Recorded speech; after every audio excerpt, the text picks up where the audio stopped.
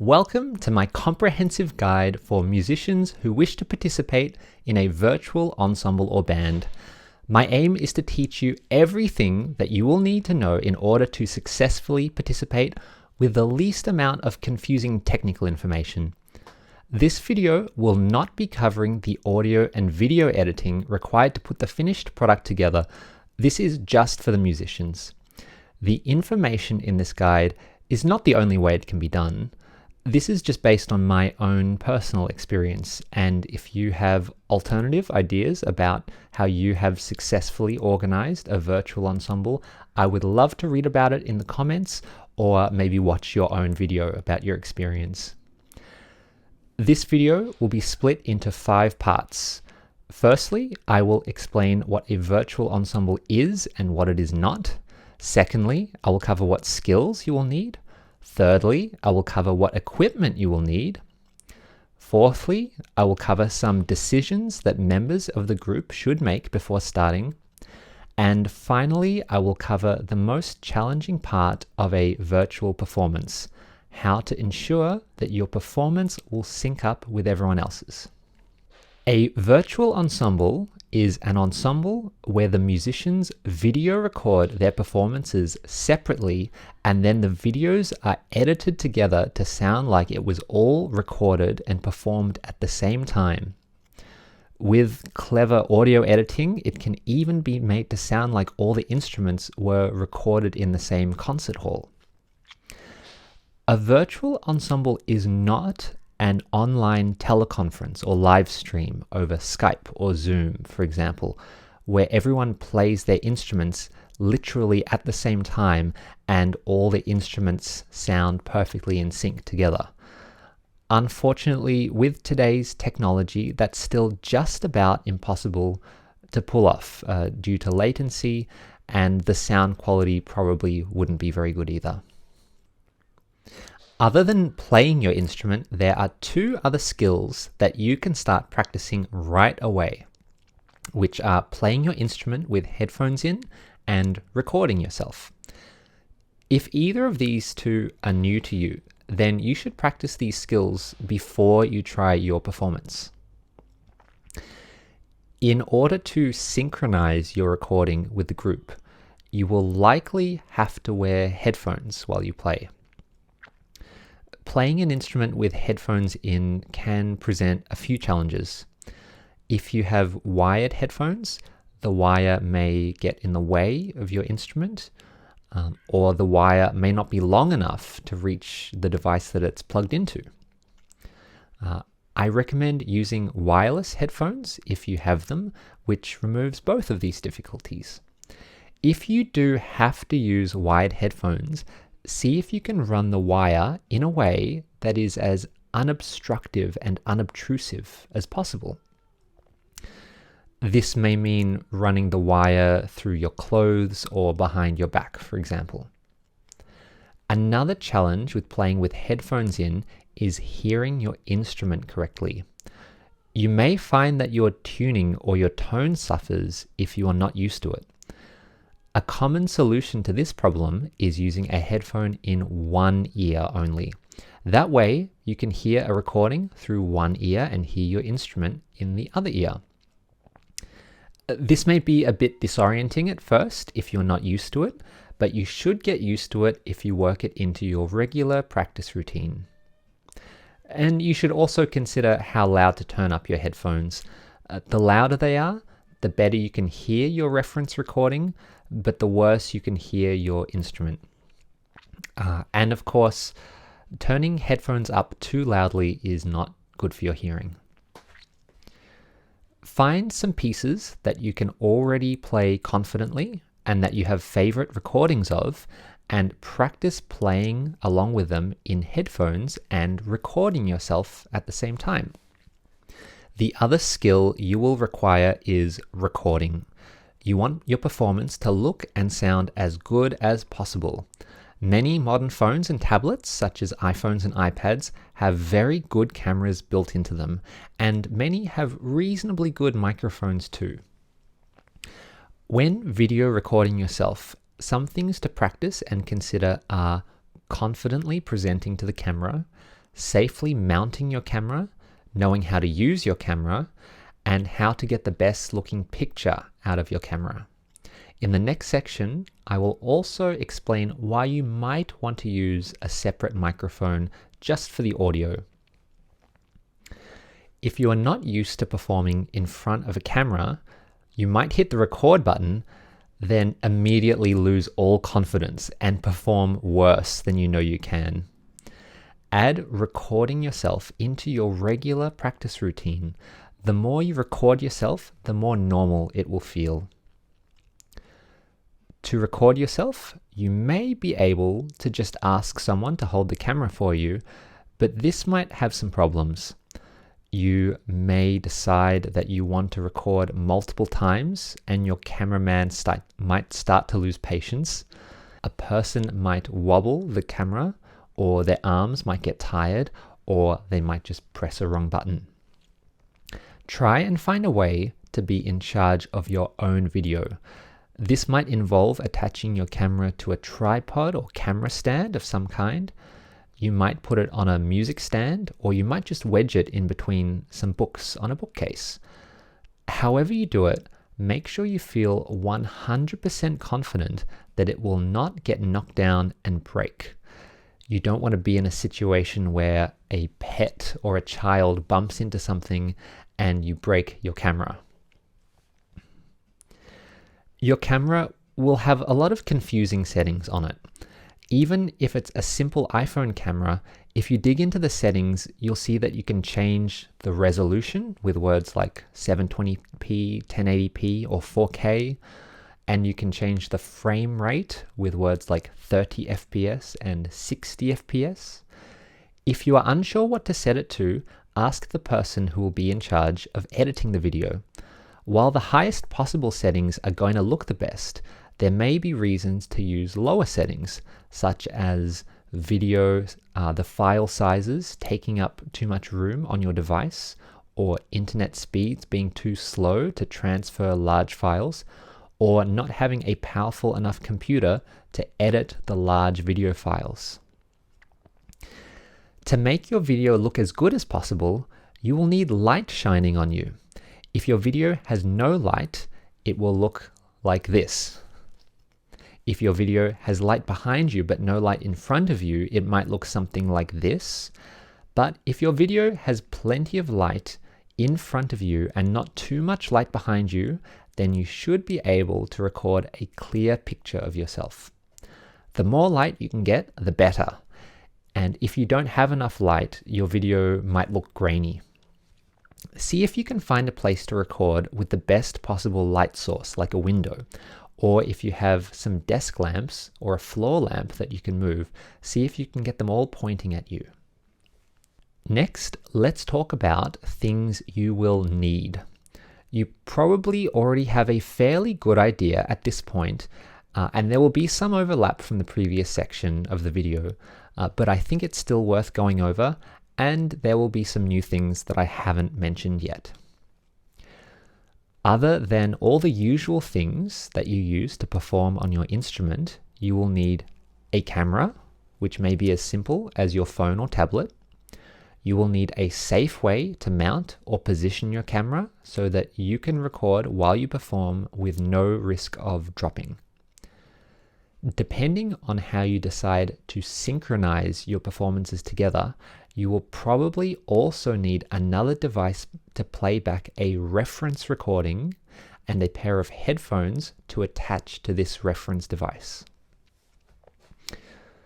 You will need a quiet room in which to record that has plenty of light facing you and where you will not be disturbed while recording. You will need a way to share your video files with the person in charge of editing. Since videos are such large files, they cannot be attached to emails. There are many file sharing websites and apps that will let you share large files. I personally use iCloud, Google Drive, and Dropbox. If you are unsure how any of these work, talk to the person who is editing and they can advise you. For the best possible sound, you may wish to use a separate microphone. This may add some extra cost and some extra complexity, but there are two big advantages. Firstly, the sound quality will be much better than the one that's built into the camera. And secondly, you can freely reposition the microphone independently of the camera. For example, the camera may be positioned far away from you to capture your whole body and your instrument while recording, but the microphone could be positioned much closer to you. Generally, the closer a microphone is to a sound source, the better the sound quality will be. If you decide to use the separate microphone, then the video editor can be in charge of syncing your video and audio files together. To make this job easier, start your recording with a clap before you start your recording for real. There are some things that the group should decide before everyone starts recording. Obviously, for a start, you need to decide what piece you are playing and who will be performing in it. But there are some things to consider with the choice of piece, though. If you choose a piece that is very rhythmic and without any tempo changes, this will be much easier to synchronize. If this is your first virtual ensemble performance, I don't recommend choosing a piece with a lot of tempo changes. Otherwise, the final product might sound very out of time. The maximum number of people in the group may be dictated by the hardware or software of the person who is editing the final product. For example, if the video editor is using iMovie, then your performance will just have to be a duet because iMovie can only do 2 video tracks at the same time. If the video editor is using LumaFusion, then you could have up to 6 people at the same time. If you want to involve many more people, it will require a powerful computer and professional software and someone with many hours to dedicate to the project. Decide on how people's pictures are going to be framed, in portrait or landscape. You don't want to have everyone with their camera oriented one way except for one person who had their camera sideways. I generally prefer landscape orientation, though if it's a duet, you might decide to have 2 people record in portrait and put the videos side by side for a landscape final product. I'll show you what this looks like in an example soon. You may wish to decide everyone's appearance. Are you all going to sit or stand? Will you dress in performance blacks or a suit or casual? Will you all position the cameras very far away to capture the whole body or very close to capture just the instrument and the face? Maybe you want a certain look, like the final product may be in black and white. Another decision about the appearance will be, do you want to see everyone's videos simultaneously side by side?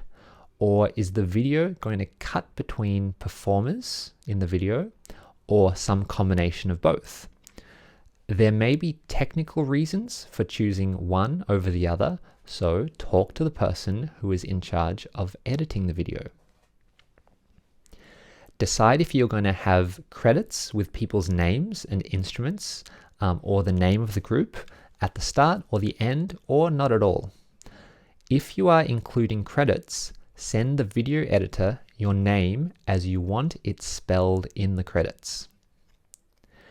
You may also want to talk to the audio and video editor about how much they are willing to fix in post-production.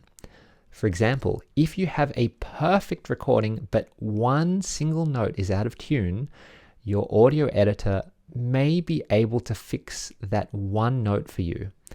Or if you have just a few notes that are out of time, they might be able to stretch and squeeze the timing so that you line up perfectly with everyone else's. Or they might just tell you to record it again and fix it up yourself. You may want to decide on a deadline for the project so that everyone has their video done, ready for the editor to put together. Finally, you need to decide how the group will synchronize their performances, which is our last topic.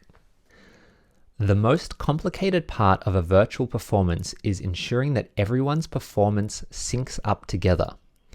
Of course, the timing must be in sync, but you also want the expression, dynamics, phrasing, and the overall interpretation to be in sync so that it really sounds like a group playing together, not a bunch of individuals. Syncing up the individual performances will require a reference recording. This could come in a few forms. It could be a draft recording that is not included in the final performance. It could be someone's recording that will be included in the final performance, or it could be an existing recording of the piece. I'm going to talk about some examples of completed virtual performances and talk about how they were or how they may have been synchronized. This performance I took part in was very simple to sync. I played some Irish fiddle music with one other guitar player, Rob. The guitar starts this piece at the very beginning, while the violin part starts a couple of bars later. Also, the guitar provided the rhythm the whole way through with no rests. In this case, the guitarist recorded his part first, then I listened to the guitar part as a reference recording in one headphone while recording my violin part. So in this case, Rob did not need to wear headphones because he produced the reference recording. However, if he had wanted his performance to be perfectly in time with a metronome, then he could have decided to listen to a ticking metronome in headphones. Rob also sent me a photo of how he was sitting and said that I would be positioned next to him in the video. So knowing this, I was able to frame myself sitting angled towards him with a very similar camera angle. In this next example, the Vesta Virtual Orchestra performed Mozart's Eine kleine Nachtmusik. This piece has many published recordings already, so the leader could have chosen a favorite recording and asked everyone to practice it. This way, everyone is on the same page with the tempo and the interpretation. However, they still would have needed a way for everyone to confidently start on beat 1 together. A count-in would have had to be added to the beginning of the reference recording. The reference recording in everyone's headphones might have sounded something like... This is the reference recording for our performance of Eine kleine Nachtmusik. I will count in 2 bars and then ready to start on beat 1 all together. 1, 2, 3, 4, 1, 2, ready, and...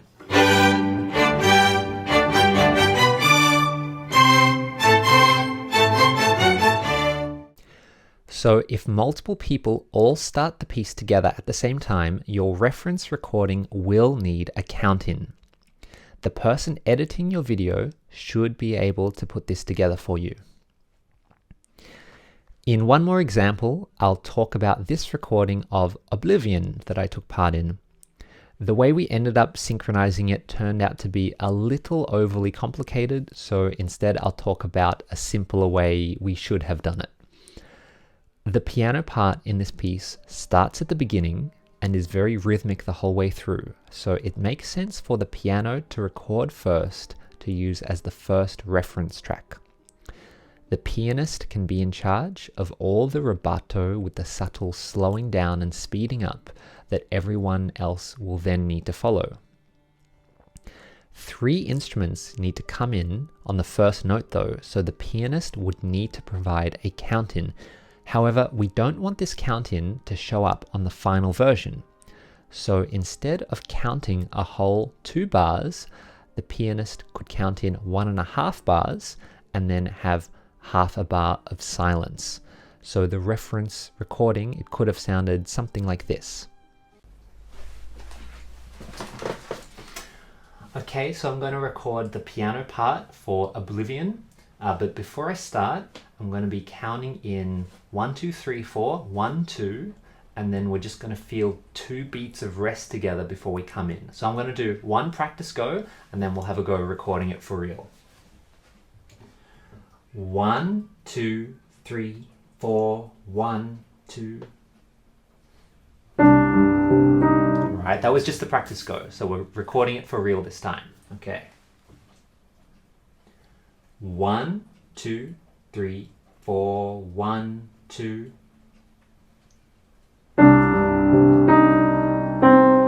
Once we have the piano reference recording, I really wanted to go next on the violin because I wanted to have a strong lead in the interpretation before the clarinet and flute recorded. I played my violin part with a lot of vibrato and a lot of glissando, and I wanted the clarinet and flute players to hear my playing with the piano as their reference recording, so they could match my interpretation as closely as possible.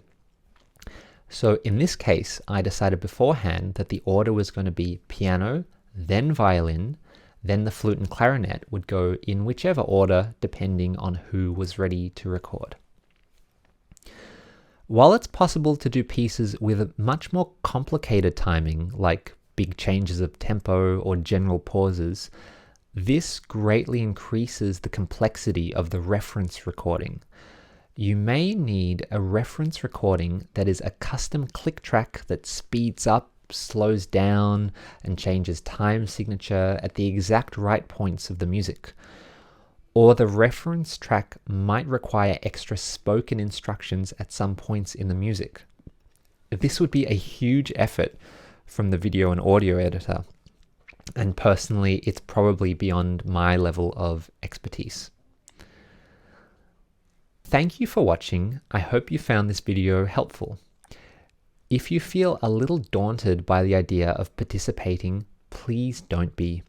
Your first virtual performance doesn't have to have perfect video quality with perfect lighting and an expensive microphone and sync up with 100% precision. Just do the best you can and try to have fun with it.